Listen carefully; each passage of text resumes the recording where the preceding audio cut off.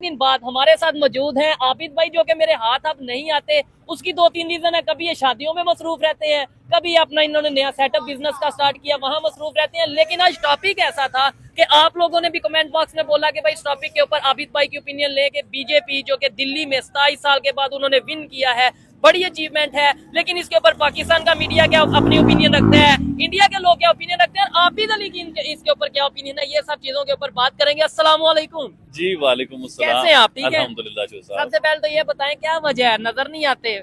यार चो साहब, आपको पता है कि बच्चों के लिए रोजी कमानी है, अपने काम कारोबार में लगे हुए हैं, क्योंकि गवर्नमेंट ने तो सब कुछ छीन लिया है। अच्छा, तो अब हमने तो कुछ करना है ना अपने काम के लिए। खैर, आप अपने मुद्दे के ऊपर आए, मेरी छोड़े। क्या कहना चाहेंगे आप, जिन्हें जिस लीडर को बड़ा अप्रिशिएट करते हैं, पॉलिसीज को अप्रिशिएट करते हैं, 27 साल बाद वो दिल्ली में उनकी जीत हुई है, क्या कहना चाहेंगे? आपने उनकी जीत के बारे में तो बताया, लेकिन पूरी खबर बताइए चो साहब। पूरी खबर इस तरह है कि देखिए, प्राइम मिनिस्टर नरेंद्र मोदी ने 27 साल बाद दिल्ली में अपना इलेक्शन विन किया। जबरदस्त है जी। उसके ऊपर उन्हें मुबारकबाद देनी चाहिए कि आपने 27 साल बाद इलेक्शन जीता है।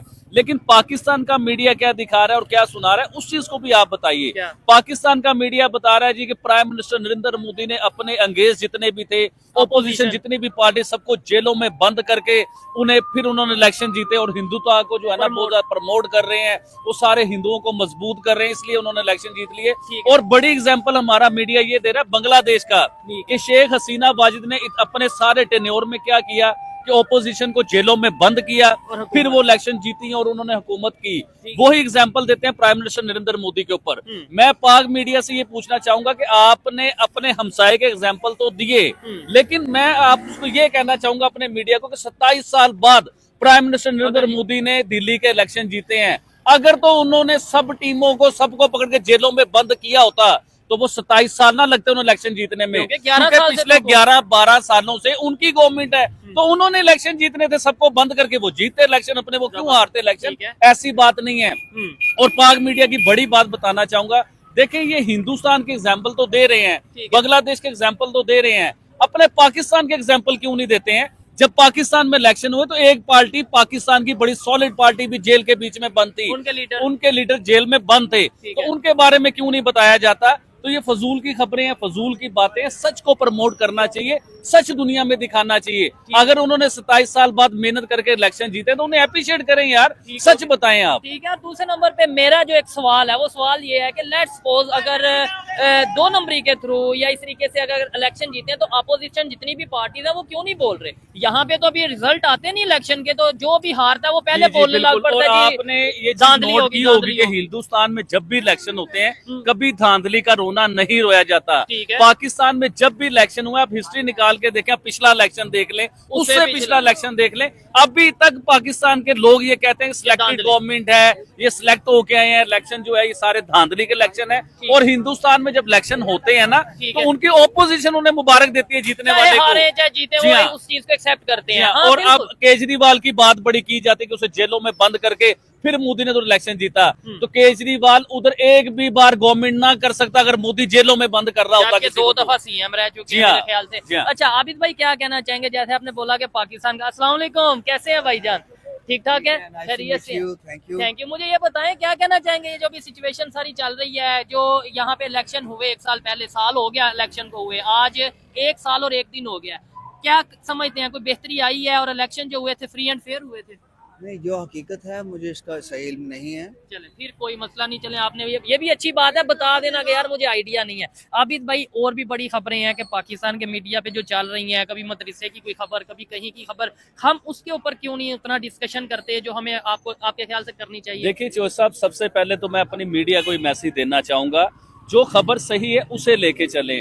अब पाकिस्तान में आपको आइडिया होगा, कुछ दिन पहले खबर चली कि मदरसे के बीच में, अच्छा मदरसे में हुआ क्या, डिटेल से आपको कोई भी नहीं बात बताएगा, ये हम लोग बताएंगे, जिन्हें गद्दार भी कहा जाता है, जिनके ऊपर टैग भी लगते हैं ये हम। लेकिन जितने मर्जी टैग लगाओ, हमने फिर सच बोलना है, हमने फिर धड़ल्ले से बात करनी, कर लो हमारा, क्या कर सकते हो। देखो भाईजान, मदरसे के बीच में जहाँ सारा दिन 100-150 बच्चा कुरान पाक पढ़ता है, बैठ के कुरान पाक हिफ्ज करता है, जहाँ 5 वक्त की नमाज पढ़ाई जाती है, जहाँ जुम्मा भी पढ़ा जाता है, तो सारा दिन बच्चे उधर कुरान पढ़ते हैं। और रात को ईशा के बाद वही जो मौलवी साहब बच्चों को कुरान पाक पढ़ाते हैं ना, वही मौलवी साहब ईशा के बाद उसी जगह पे मुजरा शुरू हो गया है, डांस शुरू हो गया, शराबें शुरू हो गई हैं, पैसा फेंकना शुरू हो गया है। तो भाईजान मैं अपनी मीडिया को कहना चाहूंगा ना कि ये खबरें चलाए ना, हमारे पर आप टैग लगाते हैं, उन्हें क्यों नहीं पकड़ते? असल तो पाकिस्तान का नाम ये लोग बदनाम कर रहे हैं, हम लोग पाकिस्तान का नाम नहीं बदनाम करते। हम तो पाकिस्तान की पेन में बोलते हैं, उसकी तकलीफ में बोलते हैं कि पाकिस्तान तरक्की क्यों नहीं कर रहा। अब मुझे ये बताएं ना कि मदरसे में जो डांस हुआ, मुजरा हुआ,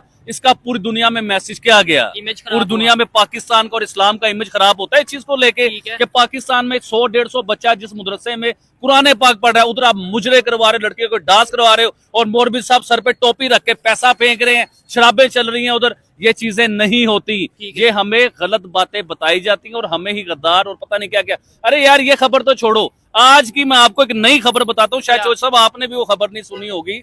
आपको आइडिया है कि पाकिस्तान के बीच में एक घर में बच्ची पैदा हुई, बेटी पैदा हुई ना, बच्ची पैदा हुई, तो उन्होंने बेटा ना पैदा होने के दुख में उस बच्ची को जाके दफना दे, जिंदा दफना दे उस बच्ची को।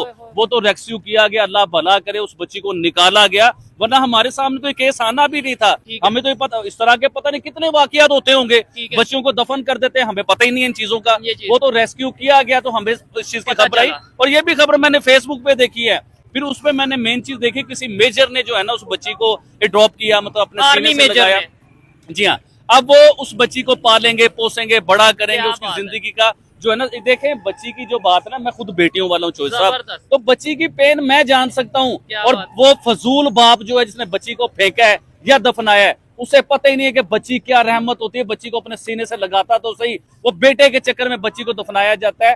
ऐसा बिल्कुल नहीं करना चाहिए। और यकीन करें, जिस शख्स ने उस बच्ची को सीने से लगाया, मेरा दिल करता है उसे सल्यूट करने के लिए।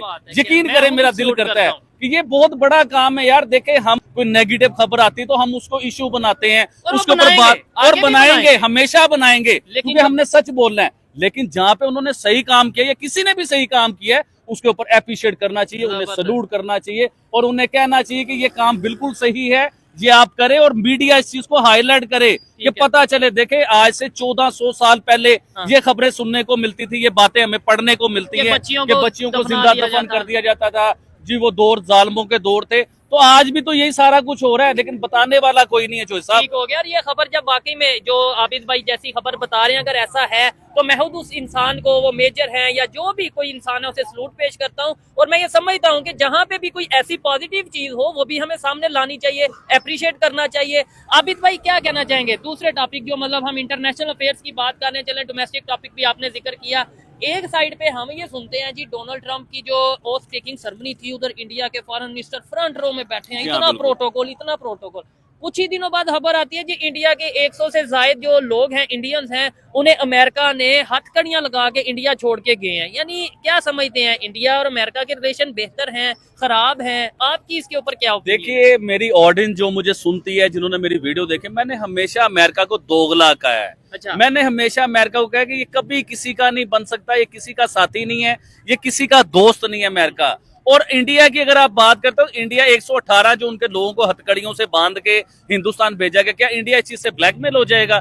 मुझे लगता है कि अमेरिका कोई बात अपनी मनवाना चाहता था हिंदुस्तान से, उन्होंने वो बात मानी नहीं। इस तरह के तरीकों से हटकंडे, जिसे कहते हैं ना ब्लैकमेल करने का सिलसिला। लेकिन उन्हें ये नहीं पता कि हिंदुस्तान का प्राइम मिनिस्टर आज मोदी है, आज कोई और नहीं है। अब मोदी ने अपना फ्रांस का भी सारा सिलसिला शेड्यूल जो है ना वो भी कर रहे हैं। और चलो फ्रांस को भी छोड़ो, अगर prime minister Narendra Modi China के साथ अपने तल्लुकात बेहतर कर ले, तो फिर पीछे अमेरिका क्या रह जाता है? कहाँ गई इसकी सुपर पावर? देखिए, अमेरिका किस चीज पे इस खिते के ऊपर लड़ाइयां करवाता है, किस चीज का उसे डर है? चाइना का डर है ना, उसे चाइना को लेकर डरता है वो हमेशा। तो अगर इंडिया ने चाइना के साथ दोस्ती कर ली, तो फिर अमेरिका कहाँ गया? फिर अमेरिका बताए 118 जो है। देखे, मैं खाली इंडिया के लिए बात नहीं कर रहा, मैं पाकिस्तान के लिए भी बात करना चाहता हूँ कि आपको भी इतना खुद मुख्तियार होना चाहिए कि अमेरिका होता कौन है। हमारी इंडस्ट्री, हमारी कंपनियों पे पाबंदी लगाई अमेरिका ने पिछले दिनों, याद है आपको? पिछले दिनों हमारी भी कंपनियों पे पाबंदी लगाई अमेरिका ने। अबे अमेरिका होता कौन है यार हमारी कंपनियों पे पाबंदी लगाने वाला?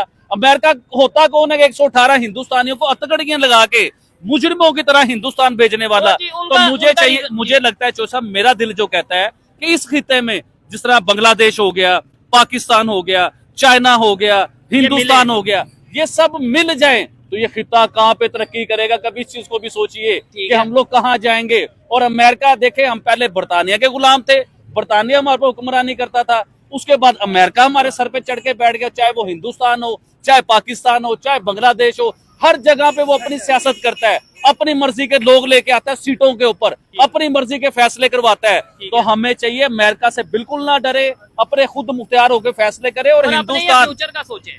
और हिंदुस्तान कभी भी अमेरिका से नहीं डरता था, क्योंकि आप पिछले चंद साल आप निकाल के देखें, उन्होंने अमेरिका के अगेंस्ट बड़े फैसले किए हैं जो अमेरिका के सदर को भी वो पसंद नहीं थे फैसले। प्राइम मिनिस्टर नरेंद्र मोदी के साथ उनकी अनबन भी होने लग गई थी किसी मामलों के ऊपर, लेकिन आज जो उन्होंने कर दिखाया है अमेरिका वालों ने, हमें सबको मिलकर उन्हें बहुत जबरदस्त तगड़ा किस्म का जवाब देना चाहिए। और देखें, हमें सबसे पहले अपने फ्यूचर पाकिस्तानी ये अवाम है, ये बच्चे हैं, ये देखें ये बच्चा है, इसकी क्या एज होगी, क्या ये जॉब कर रहा है बच्चा, ये 22 साल। ठीक है। और मतलब जॉब कर रहे हैं, स्कूल कितना पढ़े हैं? मैं 5 क्लास से पढ़ा हूँ। 5 क्लास से पढ़े हैं। आप स्कूल जाते हो? कौन से स्कूल जाते हो? गवर्नमेंट कौन सी क्लास में हो? 4 क्लास में हो। मुझे सिर्फ इतना बताओ कि हमारे जो नेबर कंट्री हैं वो कौन कौन से हैं, जो हमसाया ममालिक हैं, कौन कौन से हैं, बताओ जो भी आपके माइंड में है। 4th क्लास का बच्चा है, अभी इतना नहीं पता। अच्छा चलो ये बताओ, हमारा दुश्मन कंट्री कौन है, दुश्मन मुल्क कौन है? हाँ? इंडिया। देखें ये नेबर ये नहीं पता नेबर कौन है, ये हमारे पता बच्चे को ये पता होना चाहिए कि मैंने देखे, हम पहले बच्चों से पूछते थे ना, बेटा आपने बड़े होके क्या बनना है, तो कोई कहता था डॉक्टर बनना है, कोई कहता था पायलट बनना है, कोई कहता था फौजी बनना है, कोई कहता था कुछ बनना है। आज हमारे बच्चों के ज़हनों में क्या बातें बिठा दी गई कि हिंदुस्तान हमारा दुश्मन है, हमने सिर्फ उस पर बम मारना है, उससे लड़ाई करनी है। अरे यार, हिंदुस्तान हो चाहे कोई भी मुल्क हो, देखे जंग लड़ाई अच्छी चीज नहीं होती। जंग लड़ाई से आपके मुल्क पीछे आते हैं। दुनिया में कोई भी मुल्क आप देख ले जहाँ पे जंगे हुई हैं, उनकी इकोनॉमी नीचे आई, वो मुल्क गुर्बत की तरफ आया, उन मुल्कों में जो है ना गुर्बत छा गई। तो हम तो पहले भी इस पोजीशन में नहीं है कि जंगे लड़ने की पोजीशन में हो, क्योंकि जो हमारे मुल्क में ये हालात चल रहे हैं। मैं प्राइम मिनिस्टर नरेंद्र मोदी की स्पीच सुन रहा था, अभी कल परसों स्पीच सुन रहा था, तो उसके बीच में मैं सुन रहा था कि वो पाकिस्तान के प्राइम मिनिस्टर को चैलेंज कर रहे थे कि आओ हमारे साथ मुकाबला करो, IT में करो, गुर्बत खत्म करने में करो। हम देखते हैं कि पहले आप गुर्बत खत्म कर सकते हो अपने मुल्क में, या हम अपने मुल्क में गुर्बत खत्म करके दिखाते हैं। को ये चैलेंज एक्सेप्ट करना चाहिए ना। तो देखे ना कि उनके प्राइम मिनिस्टर ने अपने मुल्क में गुर्बत खत्म करके दिखाई नहीं। उन्होंने एजुकेशन की बात की कि अपने लोगों को एजुकेशन आप ज्यादा देते हो कि हम देते हैं, टेक्नोलॉजी हम अपने मुल्क को ज्यादा देते हैं कि आप देते हो। देखो उन्होंने वो सारे काम करके दिखाए। आज हिंदुस्तान को देखो टेक्नोलॉजी में नंबर 1 जा रहे हैं, एजुकेशन IT उनकी पकड़ी नहीं जाती, AI उनका नहीं पकड़ी जा रही। किसी भी फील्ड में ले लें आप, डॉक्टर उनके नहीं माने जाते भाई, पूरी दुनिया में माने जाते हैं डॉक्टर उनके, इंजीनियर उनके पूरी दुनिया में बैठे हुए हैं, IT के एक्सपर्ट उनके पूरी दुनिया के बीच में है। किसी भी फील्ड में आप ले लें तो हिंदुस्तान का ही नजर आएगा। तो फिर मतलब हमें अब अपने बच्चों को ये बताना चाहिए, मतलब अगर उनकी एनर्जी को यूटिलाइज करना पॉजिटिव वे में करें, ये बताएं। मैं खुद कहता हूँ और 101 दफा कह चुका हूँ कि भाई आओ मिल के मुकाबला करते हैं, हिंदुस्तान का इंडिया का मिल के मुकाबला करते हैं, लेकिन एजुकेशन में, हेल्थ में, टेक्नोलॉजी में, IT में, इकोनॉमी में, इन चीजों में मुकाबला करते हैं। क्या कहना चाहोगे इस चीज के ऊपर? क्या कुछ नहीं कहना चाहोगे? मैं नहीं कुछ कहना चाहूँगा। देखिए आप मुकाबलों की बात कर रहे हैं चोई साहब, आपने पहले भी बड़े मुकाबले किए हैं और उन मुकाबलों का इफेक्ट आपके ऊपर आया, आपकी फैमिली के ऊपर आया, आपके खानदान के ऊपर आया, गुजरावाला तक आया जहाँ आप रहते हो। तो चोई साहब मैं आपको आपकी हिम्मत की यकीन माने, ये कोई किसी को दिखाने की मुझे जरूरत नहीं है, ये दिल से बता रहा हूँ कि आप जैसा बेटा कम ही माए जो है ना ऐसा बेटा पैदा करती हैं कि इतना कुछ होने के बावजूद भी अब सारी बातें तो ऑडियंस को नहीं पता कि आपके साथ क्या हुआ, क्या मामला हुए, लेकिन इतना कुछ होने के बावजूद भी ढीठ आदमी है तो फिर खड़ा हुआ है, फिर कैमरा और माइक लेके तू खड़ा हुआ है। और भाई मेरे जैसा आदमी, मेरे जैसा बिरज जो है ना वो हिल गया हुआ था, मैं डर गया हुआ था। जो मेरे साथ देखे, जिस बंदे के काम कारोबार खत्म कर दिए जाएं, पिछले 6 महीने से मैं बेरोजगार था, मेरे पास कोई आमदनी का सिलसिला नहीं था पिछले 6 महीने में। किस तरह मैंने वो सरवाइव किया टाइम, और देखे हर मुश्किल के बाद एक आसानी आती है। आज अल्लाह आसानी लाया, मेरा बिजनेस पहले से ज्यादा स्ट्रॉन्ग होने जा रहा है। और एक चीज ये, जो लोग ये कहते हैं आबिद भाई को लेट्स सपोज, या किसी को भी, या मुझे भी कहते हैं कि डर गई है ये वो, उसके पीछे चीजें देखा करें, मामला देखा करें कि आबिद मेरी बात हो रहा है, आबिद भाई की बात हो रहा है, वो बीवी बच्चों वाले हैं, उनकी बेटी है, उनका बेटा है, उन्होंने अपनी फैमिली को देखना है। मतलब बहुत सी चीजें जिसकी वजह से खामोश रहना पड़ता है, वक्ती तौर पे खामोश रहना पड़ता है। ये चीजें कहने की हद तक बड़ी आसान होती हैं, लो जी किधर गया, लो जी अब बोल नहीं रहा, लो जी अब यहाँ नहीं आ रहा, वहां नहीं आ रहा, लेकिन जिस इंसान के ऊपर वो चीजें बीत रही होती हैं, जो वो फेस कर रहा होता है, उसका अंदाजा सिर्फ उसे ही होता है या उसके फैमिली मेंबर को होता है। फिर भी मैं ये कहता हूँ आबिद भाई, देखने वालों ने मेरी सोच से ज्यादा हमेशा मुझे मेरी उम्मीद और मेरी सोच से ज्यादा सपोर्ट किया। ये तो मैं समझता हूँ, अगर आप कहते हैं ना मैं डीठ हो गया हूँ, मैं जब भी मुश्किल आती है फिर वापस आ जाता हूँ, वो इन लोगों की वजह से आता हूँ। मुझे पता है अगर कुछ हो भी जाता है, अल्लाह ना करे कुछ हो भी जाता है, ये लोग कम अज कम मुझे एक पॉजिटिव वे में याद करेंगे और जिंदगी भर याद करेंगे। और यकीन करें, मैं ऑडियंस की बात करना चाहूँ, यही तो लोग हैं, आपका और हमारा हौसला। ऐसे ही है, इन्होंने ऐसे ऐसे मैसेज भेजे, ऐसे ऐसे कमेंट्स किए, आप बताते हैं बड़ा प्रोपेगेंडा किया गया यूट्यूबर्स की तरफ से, क्या? यहाँ वहाँ। और भाई इवन के जो लोग हमें जानते भी नहीं है, जिन्होंने कभी हमें देखा ही नहीं, जो हमसे कभी मिले ही नहीं, कभी फोन पे बात नहीं हुई, वो हमारे पे इल्जामात लगा देते हैं। क्यों? व्यूवरशिप लेने के लिए। आबिद अली के कोई 8-9 चैनल भी बना दिए उन्होंने। देखे भाई, मेरा आज भी ओपन चैलेंज कर रहा हूँ, मेरा कोई चैनल नहीं है। मेरा हाँ, एक ह्यूमैनिटी फर्स्ट जो है ना, हमने स्टार्ट किया था, लेकिन हमने उस पर वर्क नहीं कर सके, हमारे पास टाइम नहीं था। उसके अलावा आबिद अली का कोई चैनल नहीं है, कोई गेम नहीं है। जो कमाता हूँ अपने गारमेंट से, अपनी मेहनत से, अपनी मजदूरी से, वो पैसे कमा के अपने बच्चों को पालता हूँ, और लानत भेजता हूँ मैं उस बंदे पे जिसने YouTube से 1 रुपया भी लिया हो। YouTube से हम तो ले रहे हैं ना भाई, मैं अपनी बात कर रहा हूँ, आपकी नहीं कर रहा हूँ। तो इल्जाम लगाने वाले जो मर्जी इल्जाम लगाते रहे। तो थोड़ा मुझे भी देख ले, मैं तो भाई YouTube से पैसे लेता हूँ, सीधी बात है, अच्छे खासे पैसे लेता हूँ, लेकिन वो मेरा चैनल है, मैं मेहनत करता हूँ, मेरी टीम है, हम सब लोग, ये और ये सारी दुनिया को पता है। साहब, मेरा कारोबार है गारमेंट्स का, मैं गारमेंट से पैसा कमाता हूँ, आपका काम है यूट्यूब का, आप यूट्यूब से पैसा कमाते हो। लेकिन अगर कोई मेरे ऊपर पर्सनली अटैक करने की कोशिश करता है ना कि यूट्यूब से पैसा कमा रहे हो, तो ऐसा मैं अपनी ऑडियंस को बताना चाहता हूँ, जो हम पे बिलीव करते हैं, जो हमें देखना चाहते हैं, जो सुनना चाहते हैं, जो पसंद करना चाहते हैं, ये उन्हें बताना चाह रहा हूँ कि आबिद अली लानत भेजता है ऐसे पैसों पे। यकीन कीजिए, बिल्कुल ऐसा ही है। बाकी हमारा यूट्यूब से अर्निंग होती है, लेकिन कंस्ट्रक्शन का बिजनेस भी है, फैमिली बिजनेस है, ये सब चीजें चल रही है। भाईजान अस्सलाम वालेकुम। वालेकुम अस्सलाम। कैसे हैं आप? अल्हम्दुलिल्लाह। ठीक है। ये एक्सपो सेंटर से आ रहे हैं, किस चीज की नुमाइश थी या क्या? बल्कि ये नस्वार खा रहे हैं, क्या है ये तारा है। ठीक हो गया। चलें, आप जहाँ से भी देख रहे हैं मुझे बताइए, जो ये मुंह में रखी जाती है नस्वार, हमारे इधर कहते हैं, कोई और क्या क्या कहते हैं? इसको तारा भी कहते हैं, इसको नस्वार भी कहते हैं, 555 भी कहते हैं, लोरी भी कहते हैं। ठीक है, आपके वहाँ पे इसे क्या कहते हैं, ये जरा कमेंट बॉक्स में बताइएगा। ठीक है, लेकिन ये गलत बात है, इसे मेरे ख्याल से इसे कम यूज करना चाहिए, बल्कि करना ही नहीं चाहिए। अच्छा, टॉपिक पे आते हैं। क्या समझते हैं पाकिस्तान के मौजूदा जो हालात चल रहे हैं, इसे बेहतर किसने करना है? बेहतर ये देखें जी, हमारे हुक्मरान नहीं कर सकते हैं, और हमने क्या करना है? हम ये टॉप्स लेने हैं, ये लेंगे इंशाल्लाह। नहीं, मिलके हमें भी यार कुछ बेहतर करना है। आप भी नौजवान हो, मैं भी नौजवान हूँ, हम सब नौजवान हैं। मैं इस बारे में जी एक चीज कहना चाहूंगा। हाँ, अगर अवाम या जो एलीट क्लास है ठीक है, सिर्फ ज़गीरा अंदोजी छोड़ दे, जबरदस्त, तो पाकिस्तान के हालात दिन बेहतर हो रात सकते हैं। जो है ना मल्टीप्लाई हो जाएंगे। और दूसरे नंबर पे पाकिस्तान के जितने भी लोग ये हैं, मैंने आपको की पॉइंट बता दिए। बिल्कुल ऐसे ही है। पाकिस्तान की इकोनॉमिक्स को आप अगर कोई बड़ा आदमी देख रहा है तो वो मेरी बात को सेकंड करेगा ठीक है, कि अगर हम लोग ज़खीरा अंदोजी छोड़ दें, तो बेहतरी आ जो कि इस्लामी पॉइंट ऑफ व्यू से भी और हर हाल से भी वैसे बेहतर है। दूसरे इंटरनेशनली नंबर तौर पे पे जब भी तक हम यूनिटी नहीं ना आएगी, यानी हम सब नौजवानों में, सब पाकिस्तानियों में, मैं बार बार कहता हूँ, जब तक इत्तेफाक नहीं आएगा, यूनिटी नहीं आएगी, तब तक भी हम आगे नहीं बढ़ पाएंगे। मैं इन पे इल्जाम लगा दूंगा, ये मेरे पे लगा देंगे, वो उस पे लगा देंगे कि उसकी वजह से पाकिस्तान यहाँ। क्या कहते हैं आबिद भाई? अच्छा, बाय द वे, आपने ये शर्ट बड़ी अच्छी पहनी है, मैं आपसे ले लूं। ये मेरा कजन है जवार हमारा हैदर। अच्छा, वो सिंगिंग करता है माशाल्लाह, उसका आप भी करते हैं वगैरह। जी, जरा सुनाए कुछ। हाँ, सुनाए। बड़ा मैं तो कहता हूँ ये तो आउट ऑफ सिलेबस है। कुछ भी हल्का सा सुना दे। हाँ। तेरा मेरा है प्यार अमर, तू चाहे तो कदमों में सर रख दूं, ये जीवन क्या अगर मांगे तू, मेरी जान नजर कर दूं। तेरा मेरा है प्यार अमर, ओ नूरे जहां और नूरे मोहब्बत दोनों जुड़े तुझसे पिया, पागलियां जो भी मुझको कहो तुम, हाँ मेरा इश्क सबसे जुदा तेरी ही खातिर, लूं सौ जन्म में चाहे जो फिर भला, ना मैं हूँ आशिक ना मैं दीवाना, कह दो मुझे जो पिया,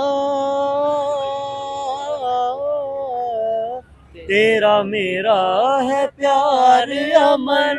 जबरदस्त जबरदस्त। स्टार्ट अच्छा नहीं था किया, मुझे लगा कि यार अच्छा गाना नहीं गाते, लेकिन आगे आके आप फ्लो में आगे जबरदस्त। पान की पीक भी है ना मुंह में। ठीक है, मुझे लग रहा था पान नहीं मुंह में से खून निकल रहा है, लेकिन क्या कहने हैं आप। क्या जबरदस्त बात है। अच्छा, देखने वाले जरा कमेंट बॉक्स में बताइएगा जो भाई ने गाना गाया, रेटिंग रियल टीवी देखने वाले बताएं कि क्या 10 में से कितने मार्क्स देने चाहिए। आबिद अली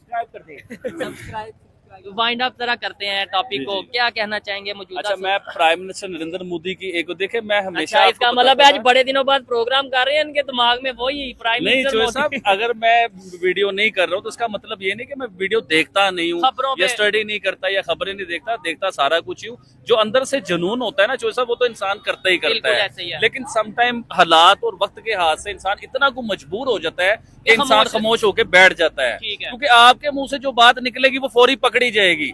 देखिए चोर साहब, आम आदमी कोई बात कर रहा हो ना, उसके ऊपर इतना कोई गौर नहीं किया जाता। आप और मैं कोई बात कर रहे हो ना, एक एक लफ्ज को, अब जो वीडियो में आज कर रहा हूँ इतने अरसे बाद, ये वीडियो 100 जगहों पे देखी जाएगी और ऐसी ऐसी जगहों पे देखी जाएगी, एक एक लफ्ज को नोट करेंगे कि आबिद अली ने कहीं तो गलती की हो, कहीं तो उसने कोई लफ्ज बोला हो, लेकिन सच बोलने वाले के साथ खुदा भी होता है, वो सच में कामयाब होगा अपने। और प्राइम मिनिस्टर नरेंद्र मोदी की जो मैं बात करने लगा था, देखिए अमेरिका जिसे हम सुपर पावर बना के बैठे हुए, अपने सरों पे चढ़ा के जिसे बैठे हुए ना, वो भी हिंदुस्तान का मोहताज है किसी जगह को लेके। देखिए अभी हिंदुस्तान के प्राइम मिनिस्टर को ऑफिशियली 3 बार अमेरिका ने इनवाइट किया अपने मुल्क के बीच में। ये इजाज है प्राइम मिनिस्टर नरेंद्र मोदी, पूरी दुनिया में किसी के पास इजाज नहीं है, लेकिन मोदी के पास। अभी देखिए, अभी अमेरिका के सदर जब वो बने, जब इलेक्शन जीते, तो सबसे पहला फोन ट्रंप ने प्राइम मिनिस्टर नरेंद्र मोदी को किया। मैंने जब कहा था कि सबसे पहले इनवाइट भी अमेरिका में प्राइम मिनिस्टर नरेंद्र मोदी को ही करेंगे, और मुझे लगता है कि ऐसा ही होगा। व्हाइट हाउस में कोई वज़ीर आज़म दुनिया का सबसे पहला कोई जाएगा तो वो मुझे लग रहा है कि प्राइम मिनिस्टर नरेंद्र मोदी ही होंगे। ठीक है, लेकिन मैं विजुअल देख रहा था, आई थिंक व्हाइट हाउस में ऑलरेडी जापान के या किसी एक कंट्री के प्रेसिडेंट या प्राइम मिनिस्टर वहां पे अभी विजिट पे जा चुके हैं। ये मेरी एशिया की पूरे एशिया के बीच की मैं बात कर रहा हूँ। अच्छा, दूसरा ये चैंपियन ट्रॉफी शुरू हो चुकी हुई है, बड़ी बात, बल्कि होने वाली है, तो माइंड में नहीं था मेरे, जबरदस्त। तो होने वाली है। मैं कज़ाफी स्टेडियम गया चोर साहब। अच्छा, क्या बात, देखिए जहाँ तारीफ की बात है वहाँ मैं करूंगा तारीफ, मोहसिन नकवी की मैं तारीफ करूंगा इस चीज को लेके। अच्छा। हालांकि आपने मेरी वीडियो देखी होंगी, मैं हमेशा मोहसिन नकवी के अगेंस्ट ही बात की है कि यार ये कहाँ से आके हुक्मरान सियासत वाले आके क्रिकेट में बैठ गए हैं, लेकिन उस बंदे ने हमें गलत करके दिखाया है। उसने इतने कम टाइम में और इतना आउटस्टैंडिंग किस्म का स्टेडियम बना के दिखाया है। फिर उसकी जो ओपनिंग सेरेमनी हुई, क्या आउटस्टैंडिंग किस्म की कैसी थी ये मैं कह रहा हूँ, क्या बात है यार। जब मैं उधर गया हूँ, जब मैंने ओपनिंग सेरेमनी देखी, उधर सिक्योरिटी का निजाम देखा, तो यकीन करे दिल खुश हो गया। पाकिस्तान के वजीर आजम भी वहां पे मौजूद थे, मरियम साहिबा भी मौजूद थी, मोहसिन नकवी भी मौजूद थे, और बहुत से ऑफिशियल लोग जो उधर मौजूद थे। लेकिन मजा आया उस जगह पे, पाकिस्तान की जो तरक्की देख के, पाकिस्तान के स्टेडियम को देख के बड़ा मजा है। लेकिन दुख होता है एक चीज को लेके। एक मिनट, जो इंडिया पाकिस्तान का मैच होगा दुबई में, वो कौन जीतेगा ये बताएं। वो मैं बाद में बताता हूँ, लेकिन मुझे इंडिया पाकिस्तान के मैच को लेके दुख होता है, तकलीफ होता है चीज को लेके। इतना आउटस्टैंडिंग स्टेडियम बना, इतनी बड़ी सिक्योरिटी के मामला हुए, पाकिस्तान ने अपना आप दिखाया है कि यार हम इधर क्रिकेट के वर्ल्ड कप भी करवा सकते हैं, चैंपियन ट्रॉफी भी करवा सकते हैं, कोई भी। तो हमारी तो ख्वाहिश ये थी जो साहब, मैं हर वीडियो में कहा मैंने, हमारी ख्वाहिश ये थी कि हम पाकिस्तान के कज़ाफी स्टेडियम लाहौर में हिंदुस्तान की टीम और पाकिस्तान की टीम को आपस में मैच करते हुए देखते, लड़ाई करते हुए मैच में देखते। और मेरी ख्वाहिश ये थी कि विराट कोहली इतने छक्के मारे कि स्टेडियम से बाहर बॉल जाए, विराट कोहली सेंचुरी करें, लेकिन मैच पाकिस्तान जीते, क्योंकि मैं पाकिस्तानी हूँ। मैं हमेशा पाकिस्तान को जिताना चाहूंगा। मैं चाहूंगा पाकिस्तान चैंपियन ट्रॉफी जीते, पाकिस्तान वर्ल्ड कप जीते, पाकिस्तान हर किस्म की ट्रॉफी जीते, लेकिन बातों से ट्रॉफियां नहीं जीती जाती। पहला मैच आपने देखा है कि जो ट्राई सीरीज जो चल रही है पाकिस्तान न्यूजीलैंड के साथ, जी हाँ, तो पहला मैच पाकिस्तान इतने बुरे तरीके से हारा। इवन के प्राइम मिनिस्टर, पाकिस्तान के प्राइम मिनिस्टर ने हर खिलाड़ी का नाम लेके कहा कि आपने परफॉर्म करना है। अच्छा, दुनिया की किसी टीम का हमारे प्राइम मिनिस्टर ने नाम नहीं लिया, लेकिन हिंदुस्तान की टीम का नाम लिया उन्होंने। अपनी टीम को स्पेशल कहा कि आपने हिंदुस्तान जो हमारा हमसाया है उसे आपने लाजमी हराना है। तो मैं अपने वज़ीर आज़म साहब को ये कहना चाहूंगा, ठीक है हिंदुस्तान को हराना है, हम भी चाहते हैं कि पाकिस्तान हिंदुस्तान से जीते, लेकिन आप पाकिस्तान के बड़े हैं, आप वज़ीर आज़म है पाकिस्तान के, आपको इधर ये बात करनी चाहिए थी कि पाकिस्तान को सबको हराना है, सबसे जीतना है। चैंपियन ट्रॉफी लेके पाकिस्तान आनी है, ना कि अपनी टीम को एक ही टारगेट देके उन्हें कंफ्यूज कर दो, ज़हनी मरीज बना दो। ठीक हो गया। देखो अगर पाकिस्तानी टीम हिंदुस्तान से हार जाए, अल्लाह ना करे हारे, ठीक है। दुबई के बीच में अगर पाकिस्तानी टीम हार जाती तो प्रेशर आपको पता है कितना बहुत बड़ा प्रेशर है बढ़ेगा। मैं कि अगर- उनके वजीर आजम का प्रेशर, वजीर आला का प्रेशर, अवाम का प्रेशर, मैच हारने का प्रेशर, तो चैंपियन ट्रॉफी जीतना मुश्किल हो जाएगी। उधर हमारे वजीर आजम को ये कहना चाहिए था कि चाहे आप हिंदुस्तान से हार जाओ, चाहे जीतो, लेकिन चाहे हारो। आपने चैंपियन ट्रॉफी जीत के पाकिस्तान में ही रखनी है। जबरदस्त। तो मजा इस चीज का था। मैं बिल्कुल एग्री करता हूँ इनकी इस बात से कि भाई ये कहना चाहिए कि ट्रॉफी आपने जीतनी है, मैच बीच में हारो जीतो वो एक अलग टॉपिक है, मतलब जाहिर बात है।